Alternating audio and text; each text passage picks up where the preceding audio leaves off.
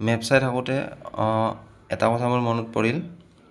মোক ভাইভাত এটা প্ৰশ্ন কৰিছিল যে অসমৰ পূবৰ জিলা, পশ্চিমৰ জিলা, পূব আৰু পশ্চিমৰ জিলাখনো দিছিল। আপোনালোকক এটা বস্তু দেখাইছোঁ।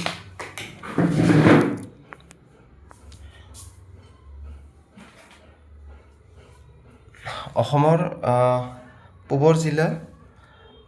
পূবৰ জিলাখন একেবাৰে মানুহে ভাবে ধেমাজি বুলিও কয় কিছুমানে, কিন্তু অসমৰ পূবৰ জিলাখন মই গুগলত পাইছোঁ। অসমৰ পূবৰ জিলাখন ইষ্টাৰ্ণ মষ্ট ছাইড এয়া হ'ল তিনিচুকীয়া। এইখন তিনিচুকীয়া।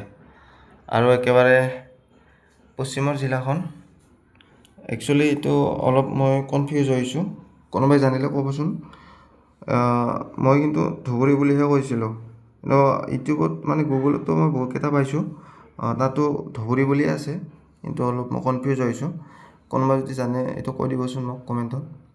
তাৰপিছত উত্তৰৰ জিলাখন হ'ল একেবাৰে উত্তৰ জিলাখন, মই পাইছোঁ এইটো ওদালগুৰি। এইখন ওদালগুৰি। তাৰপিছত দক্ষিণৰখন পাইছোঁ একেবাৰে এইখন হাইলাকান্দি। এইখন হাইলাকান্দি হৈ গ'ল।